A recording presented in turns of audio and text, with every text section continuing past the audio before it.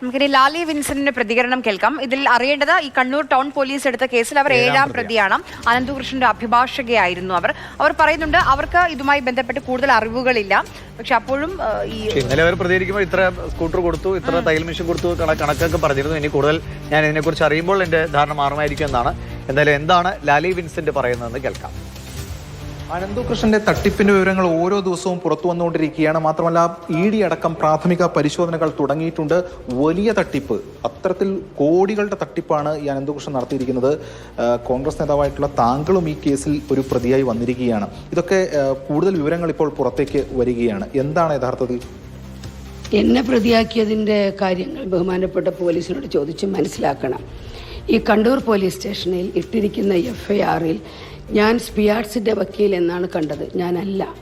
സ്പിയാർട്സുമായി എനിക്ക് ഒരു ബന്ധവുമില്ല. ഞാൻ അവർക്ക് ഉപദേശവും കൊടുത്തിട്ടില്ല.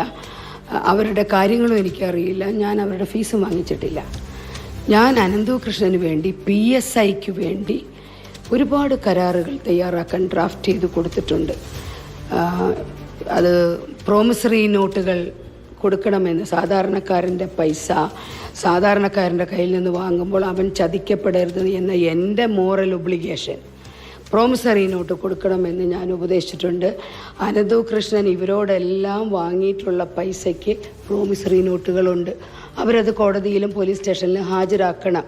ഇതെല്ലാം ലീഗലി ശരിയായ കാര്യങ്ങളാണ്. ലീഗലി ആക്സെപ്റ്റഡായ എഗ്രിമെൻറ്റുകളുണ്ട് അനന്തകൃഷ്ണനും ഇവരും തമ്മിൽ. ഇതെല്ലാം വാദികൾ കോടതിയിലും പോലീസ് സ്റ്റേഷനിലും ഹാജരാക്കണം. ക്ലിയർ ഡോക്യുമെൻസാണ്. പിന്നെ എന്തെങ്കിലും കാര്യത്തിൽ ഡോക്യുമെൻസുകൾ ഇല്ലാതെ ഉണ്ടോ എന്ന് ബഹുമാനപ്പെട്ട പോലീസ് കണ്ടുപിടിക്കണം. ഞാൻ കൊടുത്ത ഉപദേശങ്ങളെക്കുറിച്ച് എനിക്ക് നല്ല ധാരണയുണ്ട്. ഞാൻ അതെല്ലാം പോലീസിനോട് പറയാൻ തയ്യാറാണ്. ആന്റിസിപ്പേറ്ററി ബെയിലിന് വേണ്ടി ഇപ്പോൾ മൂവ് ചെയ്യാൻ നോക്കുന്നു. കാരണം താങ്കൾ ഈ കേസിൽ 7ാം പ്രതിയാണ്. അതെ, ഞാനതേക്കുറിച്ച് ആലോചിക്കുന്നുണ്ട്. കാരണം കണ്ണൂരിൽ നിന്നായതുകൊണ്ട് എന്നെ കൊന്നുകളയുമോ, എന്നെ ജയിലിലാക്കി നശിപ്പിച്ച് കളയുമോ എന്ന് എൻ്റെ കുട്ടികൾ ഭയപ്പെടുന്നു. അമ്മയുടെ ആയുസ്സിന് ഭീഷണി വരുമോ, അമ്മ ജയിലിൽ പോയ അമ്മയുടെ ആയുസ്സിന് ഭീഷണി വരുമോ, ആരോഗ്യത്തിന് ഭീഷണി വരുമോ, അമ്മ പെണ്ണും കൂടല്ലേ എന്ന് എൻ്റെ കുട്ടികൾ എന്നെ വല്ലാതെ സങ്കടപ്പെട്ട് പറയുന്നു. ഞാൻ അത്ര ഭയപ്പെടുന്ന ആളല്ല. കാരണം എൻ്റെ ഉള്ളിലൊരു സത്യമുണ്ട്. അഥവാ എനിക്ക് എന്തെങ്കിലും വന്നാൽ എൻ്റെ കുഞ്ഞുങ്ങൾക്ക് അമ്മയില്ലാണ്ടാവരുത് എന്നുള്ള തോന്നലുകൊണ്ട് ഞാനതിന് മൂവ് ചെയ്യാൻ സാധ്യതയുണ്ട്. ഈ പ്രതിപക്ഷ നേതാവ് അടക്കം പറഞ്ഞിരിക്കുന്ന ഈ കാര്യങ്ങൾ, ഈ ആരോപണം ലാലി വിൻസെന്റിനെതിരെ ഉയർന്ന ആരോപണം പരിശോധിക്കും എന്നാണ് ഇപ്പോൾ വ്യക്തമാക്കിയിരിക്കുന്നത്. തീർച്ചയായും പാർട്ടി എന്നോട് ചോദിച്ചാൽ ഞാൻ പാർട്ടിക്ക് സ്റ്റേറ്റ്മെൻറ്റ് കൊടുക്കാൻ തയ്യാറാണ്. ഞാൻ പാർട്ടിക്കും പോലീസിനും കീഴടങ്ങിയ ഉത്തരങ്ങൾ കൊടുക്കും. കാരണം എനിക്ക് അനന്തകൃഷ്ണൻ്റെ ഈ ഉപദേശങ്ങൾ കൊടുത്ത ജോലിയല്ലാതെ എഗ്രിമെൻറ്റുകൾ അശോകയിൽ പോയിരുന്നാണ് എഗ്രിമെൻറ്റുകൾ ഡ്രാഫ്റ്റ് ചെയ്തിട്ടുള്ളത്. ആ അശോകയിൽ പോയിരുന്ന് ഡ്രാഫ്റ്റ് ചെയ്ത എഗ്രിമെൻറ്റുകൾ അതിൻ്റെ എല്ലാ കോപ്പികളും കേരളം മുഴുവനുണ്ട്. 10-20,000 എഗ്രിമെൻ്റെങ്കിലും കാണും. ഞാൻ 20,000 ഡ്രാഫ്റ്റ് ചെയ്തിട്ടില്ല. ഞാൻ ഫോർമാറ്റ് ചെയ്ത് ഡ്രാഫ്റ്റ് ചെയ്ത് കൊടുത്തത് അവർ പ്രിൻ്റ് എടുത്തതാണ്. അതെല്ലാം നോട്ടറൈസ് ചെയ്തതാണ്. നോട്ടറി വക്കീലന്മാരോട് ചോദിക്കാമല്ലോ. കൂടുതൽ VIP-കൾ ഉണ്ട് എന്നാണോ താങ്കൾ പറയുന്നത്? യെസ് 100%. എല്ലാ പാർട്ടിക്കാരും ഉണ്ട്. സാമൂഹ്യ സംഘടനകളുണ്ട്, മതസംഘടനകളുണ്ട്, സന്യാസ സ്ഥാപനങ്ങളുണ്ട്. ആരാ ഇല്ലാത്ത? ഇപ്പോൾ സായി ഗ്രാമവുമായി ബന്ധപ്പെട്ട ബന്ധം, ആനന്ദ്കുമാറുമായി ബന്ധപ്പെട്ട ബന്ധമൊക്കെ അതിൻ്റെ വിവരങ്ങളൊക്കെ കൂടി പുറത്തേക്ക് വന്നിട്ടുണ്ട്. അതെങ്ങനെയായിരുന്നു? ആനന്ദകുമാർ ഇപ്പോൾ പറയുന്നത് ആനന്ദകുമാറിൻ്റെ വല്ല ആരോഗ്യ പ്രശ്നം കാണും. ആനന്ദകുമാർ മറ്റേതോ സ്ത്രീയുടെ കാര്യം എൻ്റെ തലയിലോട്ട് കെട്ടിവെക്കുന്നുണ്ട്. അത് ആനന്ദകുമാറിന് അപകടം ചെയ്യും. പോലീസിന് തെളിവ് കൊടുക്കണ്ടേ? ആനന്ദകുമാർ പറഞ്ഞാൽ മതിയാ. ഞാൻ ഇന്നലെ രാത്രി മിഡ്നൈറ്റ് 2 മണിക്കോ മറ്റുമാണ് കേട്ടത്. ഒരു ചാനലിലിരുന്ന് ആനന്ദകുമാർ പറയുന്നു ഏതോ ട്രസ്റ്റിൻ്റെ ഫണ്ടുമായി ഞാൻ അയാളുടെ ഓഫീസിൽ ചെന്നത് സത്യമല്ല. എന്താണ് യഥാർത്ഥത്തിൽ ഇതുമായി ബന്ധപ്പെട്ട്? ആനന്ദകുമാറിനെ ഞാൻ ജീവിതത്തിൽ ആദ്യമായി കാണുന്നത് BTH 2019 അവസാനമായിരിക്കും.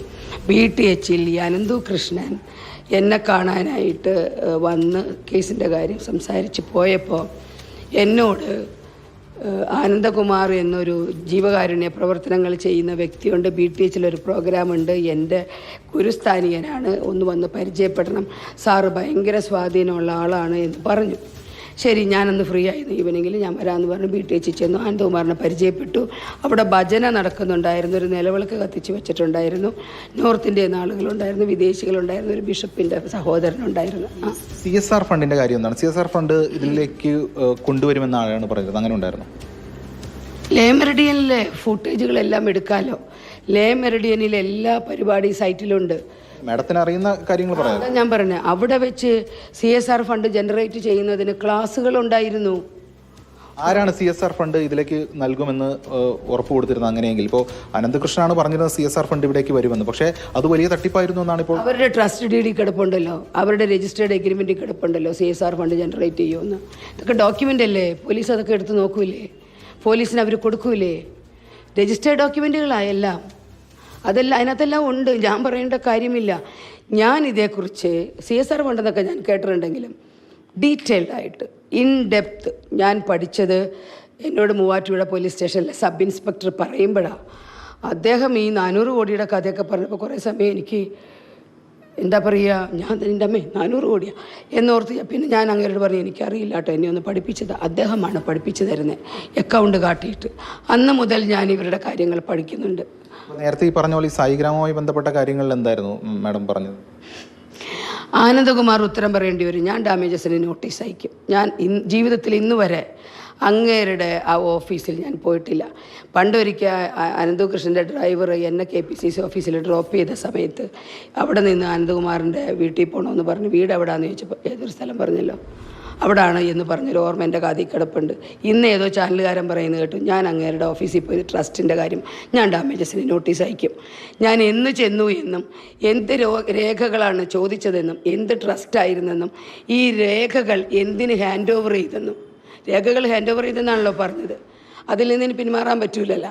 ഈ രേഖകൾ എന്തിന് ഹാൻഡ് ഓവർ ചെയ്തെന്നും, അപ്പോൾ ഹാൻഡ് ഓവർ ചെയ്തെങ്കിൽ ട്രസ്റ്റിൻ്റെ കാശ് കിട്ടാനല്ലേ? നേരത്തെ പറഞ്ഞു തീർന്നില്ല. അപ്പോൾ ട്രസ്റ്റിൻ്റെ കാശ് കിട്ടാനല്ലേ ഈ രേഖകൾ എനിക്ക് ഹാൻഡ് ഓവർ ചെയ്തെങ്കിൽ അതിനെന്ത് സംഭവിച്ചെന്നും അയാൾ അന്വേഷിക്കണ്ടേ? അയാൾ പോലീസിന് മൊഴി കൊടുക്കട്ടെ, സ്റ്റേറ്റ്മെന്റ് കൊടുക്കട്ടെ. അയാളുടെ ഈ പറയുന്ന ഓഫീസിലെ എല്ലാ ക്യാമറകളും. അനന്തകുമാറിന് പങ്കുണ്ടെന്നാണോ പറയുന്നത്? അനന്തകുമാറിന് ഇതിനകത്ത് പങ്കുണ്ടെന്നാണോ പറയുന്നത്? എനിക്കറിയാൻ പാടില്ല. അയാളെ പറ്റി എനിക്ക് ഭയങ്കര ബഹുമാനമായിരുന്നു. ഇപ്പം എല്ലാവരുടെയും ട്രൂ ഫിഗർ പുറത്തു വരികയാണ്, എല്ലാവരുടെയും ട്രൂ ഫേസ് പുറത്തു വരികയാണ്. VIP കളെന്ന് പറഞ്ഞല്ലോ, ആരൊക്കെയാണ് അവർ? അങ്ങനെയാണെങ്കിൽ പറയാമല്ലോ. ഇപ്പോൾ മാഡം ഈ കേസിൽ പ്രതിയായി വന്നിരിക്കുകയാണ്. ഞാൻ പോലീസിനോട് പറയും, പോലീസിനോടേ പറയുള്ളൂ. അത് ഞാൻ പറയാതിരിക്കാൻ എന്നെ കൊല്ലുമോ എന്നാണ് എൻ്റെ മക്കൾ ചോദിക്കുന്നത്. പോലീസിനോട് പറയും. നിയമവഴി പോവുകയാണ്, അറസ്റ്റ് ഉണ്ടാകുമെന്നുള്ള ഒരു ഉണ്ടാവും. പോലീസിന് മൊഴി കൊടുക്കണമല്ലോ. ആൻറ്റിസിപ്പേറ്ററി ബെയിൽ കിട്ടിയാലും ഇല്ലെങ്കിലും പോലീസിൻ്റെ അടുത്ത് ഞാൻ എത്തണമല്ലോ. ഞാൻ പോലീസിനോട് എനിക്കറിയാവുന്ന എല്ലാം പറയും. എനിക്കിതൊക്കെ അറിയാമെന്നത് കൊണ്ടാണോ എന്നെ പ്രതി ചേർക്കുന്നത്? ഈ അശോകയിൽ എൻ്റെ മരുമകൾ കൊണ്ടുപോയി താക്കോല് കൊടുത്തു, വീഡിയോ ഫുട്ടേജ് അതാണ് എന്നെല്ലാം കെയർ ടേക്കറിൻ്റെ വീഡിയോ ഫുട്ടേജ് കാണിച്ചുകൊണ്ട് ആരൊക്കെയോ പറയുന്നുണ്ട്. അതിൻ്റെ സത്യം ഇതാണ്. ആദർശ് എന്ന് പറയുന്ന അനന്തകൃഷ്ണൻ്റെ ഒരു ആശ്രിതനാണ്, സ്റ്റാഫൊന്നുമല്ല. ആ കുട്ടി രാത്രി എൻ്റെ ഫോൺ കാണിച്ചു തരാമല്ലോ, രാത്രി 2:45 2:30 മണിക്ക് എനിക്ക് ഫോൺ ചെയ്തിട്ട് ഞങ്ങൾ അകത്ത് കയറ്റുന്നില്ല, കാർ എടുക്കാൻ പറ്റുന്നില്ല, ബാഗ് എടുക്കാൻ പറ്റുന്നില്ല, ഞങ്ങളുടെ ബാഗല്ല ആ കാറിലാണ്, ഉടുപ്പില്ല, മാറാൻ മാർഗമില്ല, സെക്യൂരിറ്റി പോലീസിനെ അറിയിക്കുമെന്ന് പറയുന്നു എന്ന് പറഞ്ഞു. സെക്രട്ടറിയോട് അയാൾ സംസാരിക്കുന്നത് എന്നെ ഫോണിൽ കൂടെ കേൾപ്പിച്ചു. രാജസിംഹനായിരുന്നു. എന്നിട്ട് ഫോൺ കട്ട് ചെയ്തു. അപ്പം ഞാൻ പറഞ്ഞു നേരം വിളിക്കട്ടെ, രാജേഷിനെ വിളിച്ച് ചോദിക്കാം. ഞാൻ പക്ഷേ അപ്പം തന്നെ രാജേഷിനെ വിളിച്ചു. രാജേഷ് ഫോൺ എടുത്തില്ല. കാരണം ഞാനാണല്ലോ ആ ഫ്ലാറ്റ് എടുക്കാൻ ഇൻട്രൊഡ്യൂസ് ചെയ്ത ആൾ.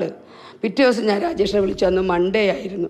രാജേഷ് പറഞ്ഞു മാഡം പോലീസ് അകത്ത് കയറ്റരുതെന്ന് പറഞ്ഞിട്ടുണ്ട്, കാറ് കൊടുക്കരുതെന്ന് പറഞ്ഞിട്ടുണ്ട്, പോലീസ് വന്ന് ടയറിൻ്റെ കാറ്റഴിച്ച് വിട്ടിട്ടുണ്ട് എന്നെല്ലാം പറഞ്ഞപ്പോൾ ഞാൻ പറഞ്ഞു പോലീസ് ടയറിൻ്റെ കാറ്റഴിച്ച് വിട്ടെങ്കിൽ എനിക്ക് ആ ക്യാമറ ഫുട്ടേജ് കാണിക്കണം. റിക്കവറി ചെയ്തിട്ടില്ല, മഹസർ തയ്യാറാക്കിയിട്ടില്ല, ആരുടെ കാറാണെന്നറിയില്ല, അതിൻ്റെ ഉള്ളിൽ എന്താണെന്നറിയില്ല. പിന്നെ പോലീസ് ഔദ്യോഗികമായി വന്ന് ഈ ടയറിൻ്റെ കാറ്റഴിച്ച് വിട്ടത് മര്യാദയല്ല, എനിക്ക് ആ ഫൂട്ടേജ് കാണണമെന്ന് പറഞ്ഞു. ഇനി ആ ഫൂട്ടേജ് എന്നെ കാണിക്കാതിരിക്കാനാണോ ഇങ്ങനെയൊക്കെ ചെയ്യുന്നതെന്ന് എനിക്കറിയാൻ പാടില്ല, ഫൂട്ടേജ് മാച്ച് കളഞ്ഞോന്നും എനിക്കറിയാൻ പാടില്ല. അപ്പോൾ രാജേഷ് എന്നോട് പറഞ്ഞു ആ കുട്ടി അകത്ത് വരണ്ട, ക്യാമറയിൽ പെടും, പോലീസ് ഉണ്ടെങ്കിൽ ഇവിടെയൊക്കെ പോലീസ് ഉണ്ടെങ്കിൽ സാധ്യതകളാണ് പരിശോധിക്കുന്നത്. അവരാണ് ഇപ്പോൾ ആര്യ ഈ കൂടുതൽ പ്രതികരണങ്ങൾ ഇത് കുഴഞ്ഞു മറിയാണ്. നേരത്തെ നമ്മളോട് ആനന്ദകുമാർ ഹരിയോട് സംസാരിക്കുമ്പോൾ പറഞ്ഞത് ലാലി വിൻസെന്റ് വഴിയാണ് വർഷങ്ങൾക്ക് മുൻപ് അനന്തകൃഷ്ണനെ പരിചയപ്പെടുന്നതാണ്. പക്ഷെ അത് തൊട്ടടുത്ത നിമിഷം നമ്മൾ ലാലി വിൻസെന്റ് പ്രതികരണം നൽകുമ്പോൾ അവർ പറയുന്നു അവർ അനന്ത്കുമാറിനെതിരെ നിയമ നടപടി സ്വീകരിക്കും.